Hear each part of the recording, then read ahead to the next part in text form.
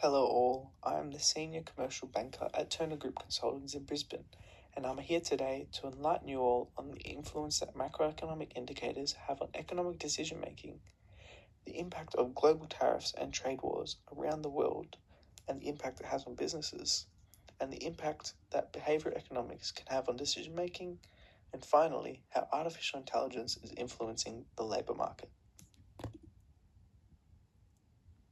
Macroeconomic indicators help assess the health and direction of a country's economy. For organizations, understanding these indicators is essential for planning and decision making. Key indicators such as gross domestic product, inflation, and unemployment provide insights into the business cycle's phases, being expansion, peak, contraction, and recession. Tracking these trends enables businesses to anticipate economic changes, manage risks, and adapt strategies to maintain stability and competitiveness in a shifting economic landscape. Gross domestic product, or as it can also be referred to as the goal of strong and sustainable economic growth, is defined as the steady increase in a country's overall output of goods and services. This indicator serves as a comprehensive measure of a nation's economic activity and overall health and currently sits at 1.3% in Australia. A growing GDP indicates economic expansion, thus will also be in the secondary phase of business cycle, being the expansionary phase, whilst the GDP that is decreasing suggests an economic slowdown or recession. As a result, this will result in a contractionary phase of the business cycle and will reduce production and consumption, causing a reduction in economic activity. Inflation, which is also known as the goal of price stability, refers to the ability to maintain a low and stable rate of inflation, typically defined as keeping the annual consumer price inflation between 2 and 3%. The goal of price stability is the number one priority for the RBA, and it is imperative that it remains in the target range of 2 to 3% to ensure economic stability.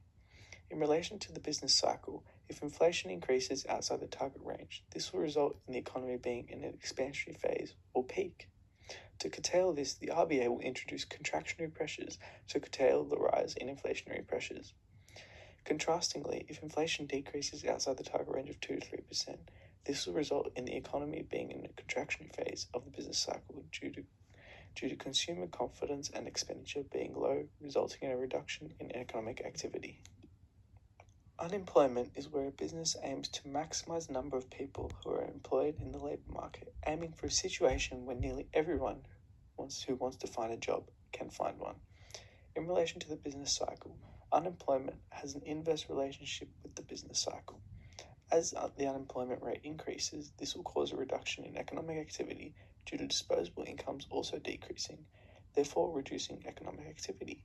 Furthermore, a rise in employment will also result in a reduction in the labour force, thus reducing the productivity and output of Australian businesses, further resulting in a contraction or recession phase in the business cycle. Contrastingly, a reduction in unemployment will result in disposable incomes increasing.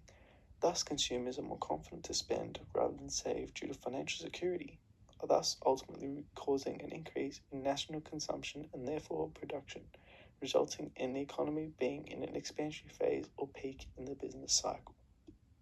By addressing and understanding general economic indicators, this will play a pivotal role in ensuring the success of Turner Group Recruitment Consultants. As a senior banker, the main role I will play in the firm is the management of portfolios for business clientele.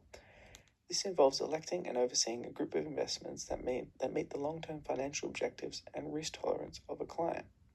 Therefore, it is imperative as a portfolio manager to be aware of key economic indicators that are likely to significantly impact markets of investment as I look to satisfy customers with a return on investment.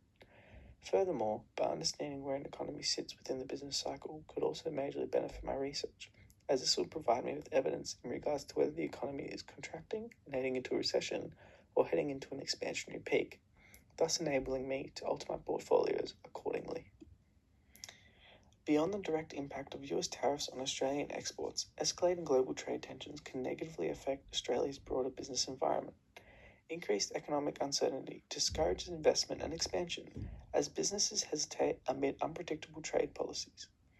Global demand for Australian exports may weaken, particularly if major trading partners like China experience slower growth due to trade conflict. Additionally, supply chain disruptions become more likely, especially for the Australian firms involved in international manufacturing or reliant on imported components. These disruptions can increase production costs and delay delivery schedules. Currency volatility also tends to rise during periods of global trade instability, impacting both import costs and export competitiveness. These factors create a more uncertain and costly operating environment for Australian businesses.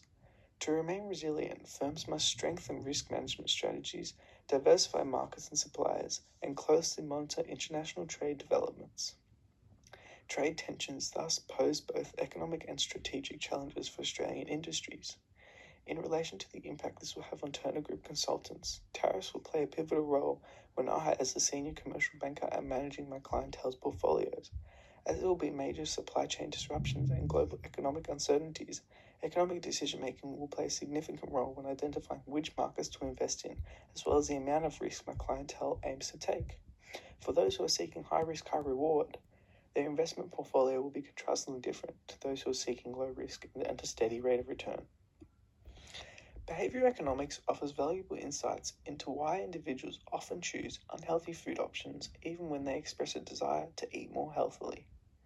Unlike traditional economics, which assumes individuals are rational decision makers who maximize utility based on complete information, behavioral economics recognizes that people are influenced by cognitive biases, emotions, and heuristics.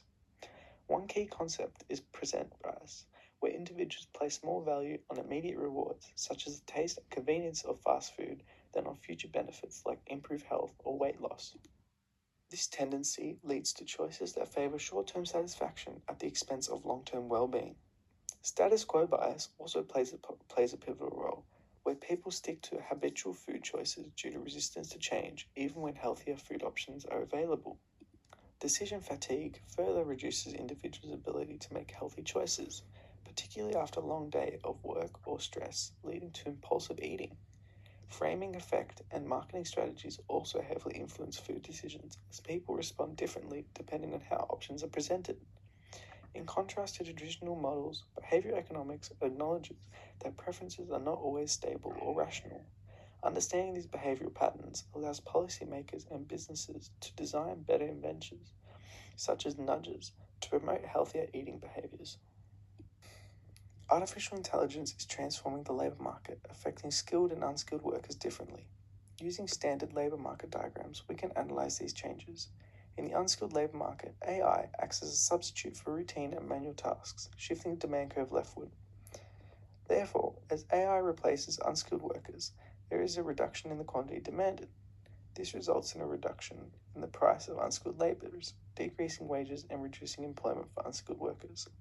As can be seen through the graph, there will be a leftward shift to the equilibrium point as AI acts as a substitute good in competition with the unskilled labor force. Ultimately, firms are adopting AI to improve efficiency and reduce costs, often automating roles that require minimal training or cognitive skills. In contrast, in the skilled labor market, AI often complements human capabilities. Skilled workers use AI tools to enhance productivity, leading to a rightward shift in the demand curve, causing higher wages and increased employment opportunities.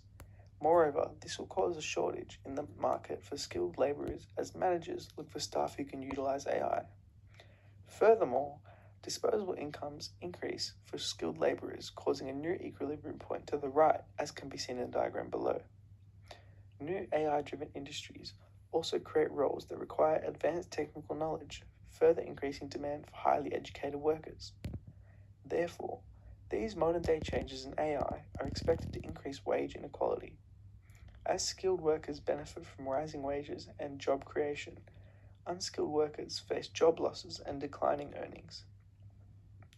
Without proactive measures such as retraining programs, education reform, and inclusive labor policies, this divide will likely widen. Therefore, while AI can boost economic efficiency, it may also deepen social and economic disparities if the workforce is not adequately prepared for technological disruption.